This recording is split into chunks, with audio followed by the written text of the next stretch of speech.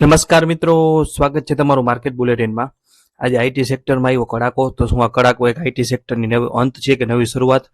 અને સાસ પોકલેપ્સે મચાવ્યો હાહાકાર અને ક્લાઉડ કોવર્કથી શું ટીસીએસ અને ઇન્ફોસિસ ખતરામાં છે? અને 5 ફેબ્રુઆરી એટલે કે આવતીકાલે માર્કેટનો શું આઉટલુક છે? તમારા આ બધો પ્રશ્નોના જવાબ આપણે આપશું, એ પણ આપણી ગુજરાતી ભાષામાં. આપણે ખાસ વિનંતી છે કે વિડીયો સંપૂર્ણ જોજો અને ચેનલને સબસ્ક્રાઇબ ન કરી હોય તો સબસ્ક્રાઇબ કરજો. તો વાત કરીએ તો આજે 4 ફેબ્રુઆરી 2026 ના રોજ ભારતીય શેર બજારમાં એક આંચકો જોવા મળ્યો, જેણે આખા આઈટી સેક્ટરને હચમચાવી દીધું. આઈટી સેક્ટરમાં આજે ઘટાડો આવ્યો. આજે નિફ્ટી આઈટી ઇન્ડેક્સમાં 6 થી 7% પ્રચંડ કડાકો જોવા મળ્યો, જે એપ્રિલ 2025 પછીનો સૌથી મોટો ઘટાડો છે. આ ઘટાડા પાછળ અમેરિકાના એક મોટા સમાચાર છે, જેને નિષ્ણાંતો સાસપોક લેબ્સ કહી રહ્યા છે. એન્થોબ્રેક નામના સ્ટાર્ટઅપ્સે પોતાનું નવું પ્લેટફોર્મ એટલે ક્લાઉડ કોવર્ક લોન્ચ કર્યું છે, જેણે ટીસીએસ અને ઇન્ફોસિસ જેવી દિગ્ગજ કંપનીઓના ભવિષ્ય સામે સવાલો ઊભા કરી દીધા છે. આજના વિડીયોમાં આપણે સમજશું કે શું ખરેખર ભારતીય આઈટી ઉદ્યોગ ખતરામાં છે અને આવતીકાલે 5 ફેબ્રુઆરી બજારમાં કેવી ચાલ જોવા મળશે. તો વિડીયોમાં અંત સુધી બન્યા રહેજો. શરૂઆત કરીએ ક્લોઝિંગ બેલથી. તો આજે 4 ફેબ્રુઆરી 2026 ના રોજ ભારતીય શેર બજારમાં ભારે ઉથલપાથલ જોવા મળી. નિફ્ટી આઈટી ઇન્ડેક્સમાં 7%નો જંગી કડાકો બોલતા રોકાણકારોના લાખો કરોડ રૂપિયા ધોવાઈ ગયા. બજાર ખુલતાની સાથે જ ઇન્ફોસિસ, ટીસીએસ અને વિપ્રો જેવા દિગ્ગજ શેરોમાં ભારે વેચવાલીનું દબાણ જોવા મળ્યું હતું. જોકે આ ઘટાડા છતાં બજારે નીચલા મથાળેથી શાનદાર રિકવરી બતાવી હતી. નિફ્ટી દિવસના નીચલા સ્તર 25,563 થી સુધરી અને 25,776 ઉપર બંધ આવી હતી, જે દર્શાવે છે કે આઈટી સિવાયના અન્ય સેક્ટરમાં હજુ પણ રોકાણકારોનો વિશ્વાસ મજબૂત છે. એવી રીતે સેન્સેક્સ પણ 83,119ની લો કરી અને 83,817 ઉપર બંધ થયો હતો. બેંક નિફ્ટી પણ 196 પોઈન્ટના વધારા સાથે 60,238 ઉપર બંધ થઈ હતી. અને નિફ્ટી મિડ કેપ અને નિફ્ટી સ્મોલ કેપમાં પણ સારી એવી તેજી કે સારો એવો વધારો જોવા મળ્યો હતો. આગળ વાત કરીએ તો આજના ઐતિહાસિક ઘટાડાનું મુખ્ય કારણ અમેરિકન એઆઈ સ્ટાર્ટઅપ એન્થોબ્રેક દ્વારા લોન્ચ કરવામાં આવેલું ક્લાઉડ કોવર્ક નામનું પ્લેટફોર્મ છે. માર્કેટમાં ઘટનાને સાસપોકલેપ્સ તરીકે ઓળખવામાં આવી રહી છે, જેનો અર્થ થાય છે કે સોફ્ટવેર સર્વિસ ઉદ્યોગ માટે વિનાશક સમય. આ નવું એડવાન્સ એઆઈ ટૂલ જટિલ કોડિંગ, એન્ટરપ્રાઇઝ ઓટોમેશન અને ડેટા પ્રોસેસિંગ જેવા કામો અત્યંત સચોટતાથી કરી શકે છે, જે અત્યાર સુધી ભારતીય આઈટી એન્જિનિયરો દ્વારા $1 મિલિયન પ્રોજેક્ટ્સ તરીકે કરવામાં આવતા હતા.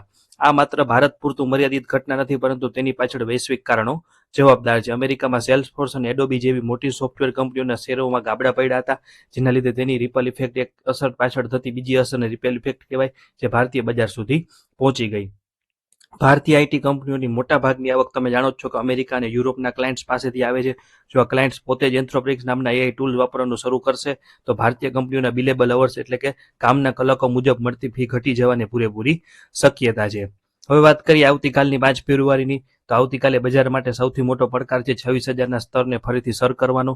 ટેકનિકલ ચાર્ટ ઉપર નજર કરી તો નિફ્ટી આજે હેમર જેવી રિકવરી બતાવી છે, જે પોઝિટિવ સંકેત છે. નિષ્ણાંતોના મતે આવતીકાલે નિફ્ટી માટે 25,600નું લેવલ એક મજબૂત સપોર્ટ એટલે કે ટેકા તરીકે કામ કરશે.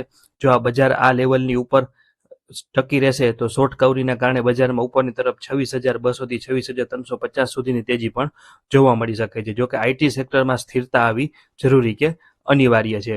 બજારમાં અત્યારે સેક્ટર રોટેશન એટલે કે એક સેક્ટરમાંથી પૈસા કાઢી અને બીજા સેક્ટરમાં રોકાણ કરવા જેવું જોવા મળી રહ્યું છે, એટલે કે આવી એક પેટર્ન જોવા મળી રહી છે. આઈટીમાંથી નીકળેલા નાણાં હવે ઓટો, એનર્જી અને મેટલ સેક્ટરમાં જઈ રહ્યા છે એવું લાગે છે. આજે પણ ઓએનજીસી, ટ્રેન્ટ અને અદાણી પોર્ટ્સ જેવા શેરોમાં તેજી જોવા મળી હતી.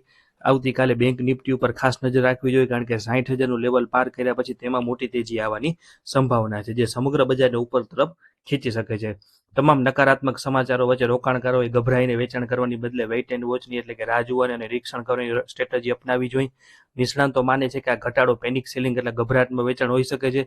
ઇતિહાસ સાક્ષી છે કે જ્યારે પણ નવી ટેકનોલોજી આવે છે ત્યારે શરૂઆતમાં ડર છે, પણ પછીથી કંપનીઓ તેને અપનાવીને વધુ નફો કરે છે. એટલે ક્વોલિટી ધરાવતા આઈટી સ્ટોકમાં તમે ધીમે ધીમે એટલે કે બાય ઓન ડિપ્સની રણનીતિ અપનાવી શકો છો.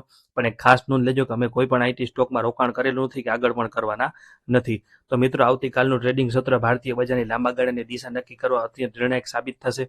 જો આઈટી ઇન્ડેક્સ સ્થિર થાય છે તો આપણે ફરી નવી ઊંચાઈઓ જોઈ શકીએ છીએ, પરંતુ અત્યારે સાવચેતી સૌથી મોટું હથિયાર છે, એટલે કે સાવચેતીપૂર્વક કામ કરવું. પણ એક ખાસ નોંધ લેજો કે આ માહિતી માત્ર શૈક્ષણિક હેતુ માટે છે અને કોઈ પણ રોકાણ કરતા પહેલા તમારા ફાઇનાન્શિયલ એડવાઇઝરની સલાહ જરૂર લેવી, કારણ કે શેર બજારમાં જોખમો તમારા પોતાના છે. જો તમને આ માર્કેટ અપડેટ અને એનાલિસિસ ગમ્યું હોય તો અત્યારે જ આપણી માર્કેટ બુલેટિન ચેનલને સબસ્ક્રાઇબ કરજો અને બાજુના આપેલા બેલ આઇકોનને દબાવવાનું ભૂલતા નહીં, જેથી તમને વિડીયો અપલોડ થતાની સાથે તરત જ નોટિફિકેશન મળે, જેથી આવતીકાલના માર્કેટ ઓપનિંગ પહેલાની મહત્વની અપડેટ તમને સૌથી પહેલા મળતી રહે. જોડાઈ રહ્યો અને સમજદારીથી ટ્રેડિંગ કરજો અને રોકાણ કરજો. તો આવા તમામ મહત્વના અપડેટ માટે માર્કેટ બુલેટિનને લાઇક, શેર અને સબસ્ક્રાઇબ કરો. અને કોઈ પણ પ્રશ્ન હોય તો કોમેન્ટ સેક્શનમાં પૂછી શકો છો. અને આપણે ઇન્સ્ટાગ્રામ પેજ ઉપર પણ અપડેટ પોસ્ટ કરી છે, તેમાં પણ ફોલો કરી લેજો અને જોડાયા ના હોય તો જોડાયેલા રહેજો. આભાર.